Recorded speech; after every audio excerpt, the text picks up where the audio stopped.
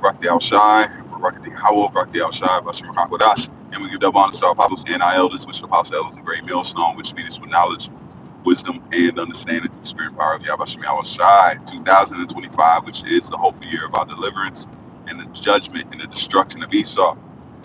Oh no, Jay going fast. Salakia. Let's jump into this lesson. This is a GMS motivation. Just got up from the plantation, man. You know, we working these things. We're doing all this.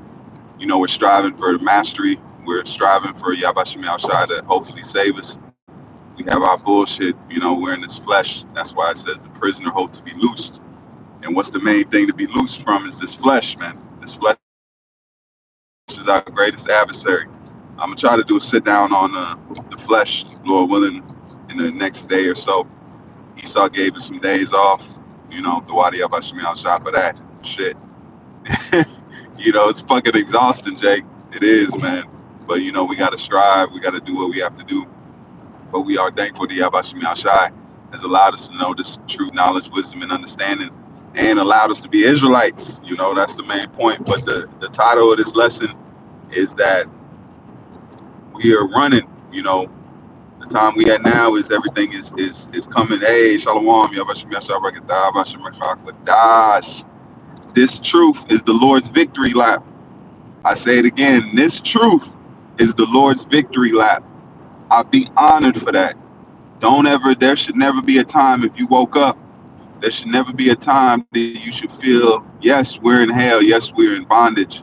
But the best time is reconciliation, means your husband, your father, your if it's a family member, that means you're coming back to each other, but you still have that underlying thing that happened. You know, it might have wronged somebody.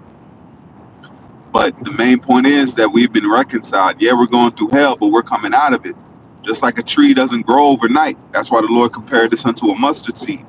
It says a mustard seed, it's a small seed, but once it starts growing, that means it grows into a huge tree. So this truth is getting ready to grow. That mustard seed started with Yahweh Shai. When Yahweh Shai planted himself on that cross, when the Father planted Yahweh Shai on that cross, that's why he said, if the seed doesn't go into the earth and die, it shall not bring forth fruit, because a tree transforms itself.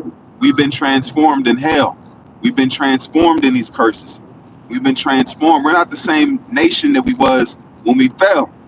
Yes, we went through hell, but we have experiences that we didn't have as a nation coming back to this truth. Now the Lord has fertilized us in the fertilizer of curses, of hell, displacements, judgment, to always redeem us. The Father said, I've graved thee on my palm, man. Do you know what that means? Go into that scripture, man. If a brother want to post that, Baba Kashar, where it says that he has graven us on his palms, that means he can never forget us. The Most High said we're on his palms. You know, when the palm means your strength. Your strength is your hand. That's where you get the word dexterity, dextrose. Dexterity means your members, if I'm not mistaken. But the Lord said he has graven us on, that means he's written us on his palms. He keeps us as the apple of his eye. There is no other thing. The Lord has made the comparison to say, I love you so much, you don't see how much I love you. So I'm going to show you. I'm going to send my son. I'm going to send my beloved. Yahweh, he loved Yahweh. He does love Yahweh Shai. That's why he sent him down here to do the work only. That's why it says he might as well have sent himself. Because what Yahweh Shai said is, if you have seen me, you've seen the Father. So the Lord is like, I might as well have sent myself. I sent my son, man, to show you how much I'm going to redeem you back. I'm going to buy you back. And that's why the scriptures say, while we were yet in sin, he sent Yahweh Shai, man. We were knee deep in it. We were knee deep in bullshit. And look what Nate and all the, I don't want to bring them up, but look what all these other Israelites do, man, while knowing the truth, knowledge, wisdom, and understanding. They still forbade Yahweh Shai. Hey, shalom to those on the comment board. Shalom. But the main thing is that the Lord is running his victory lap, and you're a part of it. If you're in this truth, you're an able-bodied person, man, women, and some children that are, you know, but they're not children. If they're 12, 13, they're growing. But in the mindset is you're a part of the Lord's victory lap. You've been chosen to be in the greatest time ever. And you undercut that. You negate that. You look at it as an everyday thing. It's not an everyday thing. It's not an everyday thing to be an Israelite. The Lord could have chose your spirit to be anything under the guise of men, but the Lord said, "Look, I'm gonna choose you to be an Israelite, to bring forth fruit." And I'm talking to the men that are prophesying and doing this work. Yabashim Yashai has given us this opportunity to be a part of His victory lap. It's already won. When He said on the cross, "It is finished," it's done. All we're doing is just cleanup work. It's over with. Satan lost back then, and which is the Roman Empire. They just coming back to get they're just coming to get their lick now. Esau's already lost. Esau lost in the time of the Roman Empire, Pontius, all those times. That's when he could have made a move. He didn't make it then. He followed right in suit. Checkmate. What did it say? Checkmate, nigga. Salakia. Checkmate. It's over with. The game is done. Now you got to make your moves. When Yahushua went on that cross and said, "It is finished," that means there's no more moves to be made, but to make the prophecies to be completed, man. All right? Just like you say, if you got a 10-minute game, that 10-minute game has to last. That means when the shot, it don't matter how many points you make. You can play a football game. You can have something called a blowout. That means you can skunk that team 49-0. It don't matter until the shot clock runs out. You still have to play the game. So we as a nation have to play the game out. There's a shot clock, which is time. Time is the shot clock. We have to go through the process of time. But once that time is over with, hey, Yahushua already put up the triple-double. The triple-double was whooping Satan and being the lamb without blemish, man. There's no more moves to be made. There's nothing we can do. That's why it says our righteousness is as filthy rags. There's nothing you can do to please the Lord. The Yahushua did it already. He's looking at us through the lens of Yahushua. The lens of Yahushua is who Yahweh, the Heavenly Father, is looking at us through. And He's accepting that. That's why He gave us the knowledge. He gave us His name back. The name is power, man. You don't want to use the name. You don't have power in this knowledge, wisdom, and understanding. That's bottom line. You don't have power. The power you have is under the power. That's why niggas wanna go back to Cesare, because niggas ain't never converted, man. You have not become that new creature.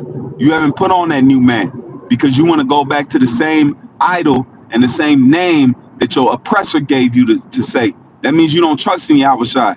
You don't trust in Yahweh, Yahushua. You don't trust in them, because if you trusted in them, you would use the names that they gave you. That's the keys to the castle, man. Just like you have a password. If you have a password, if you steal somebody's password, you can get into every bit of their stuff, their private things. So Yahweh is giving us the password to creation and His love, which is Yahushua. Once you use that, you attach to that, you attain to that, you push that. That's why it says He set second Ezra. It says He set crowns upon the men that stood so stiffly. You got to stand on, what does it say? You got to stand on the business of this truth. If you're not standing on that, then what are you doing? You're called, not chosen. The Lord is fine tuning this, man. This is the magnum. I say it again. It's the magnum opus of Yahweh, man, and we're a part of it. It's a blessing, man. It's every day is a humbling thing. Every day you wake up and you have the name of Yahweh Shem Yahshua on your lips. That is a glorious day, man. And I'm doing it for myself. You know, this world makes you forget. That's good. This world is good about making you forget. So understand, this is the victory lap of the Lord, man. Our enemies are getting ready to be on our foot, under our feet. We gonna tread them, man, and we ain't gonna be nice. Ain't gonna be nice, you know. But the main thing is that the victory lap of Yahweh Shem Yahshua is being ran in the midst. Jacob's trouble is nothing. Know that we have victory. Don't doubt like Jacob's trouble is an unknown time and Esau might pull something together. The nigga's done, man. You can't see Esau's done. Look at what Trump's making moves, man. Look at Nero. The nigga look hurt. The nigga look sporadic. Esau's losing, man. That's why he's looking at Jake coming up. Their women want us, man. Their people is begging on the corner. I'm looking at he look like he might be a Gadite. You know, he might be a Gadite. But they begging on the corner in their own kingdom, man. It's over with. Wrap it up. Wrap it up. You know, but that's just the point I wanted to come out. It's just a quick motivation. I like to do these every now and then. But the main point is that this is a victory lap of Yahbashim Shai, man. The Lord is one. The Lord is one, and He's using us to be here to culminate that, man. And we didn't do anything to deserve it, and we're not gonna do anything to further it or take away from it. All we can do is just witness Yahbashim Shai. That's why it says, "Be still and know that I am the Lord," man. All right, Yahbashim Shai is doing a great work in these times. It's a beautiful moment to be alive and to cherish it. Cherish it because once you're thankful for it, that means you're gonna exude that in this truth.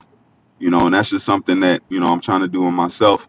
Even though we got to work and do the bullshit, we still got to maintain, man.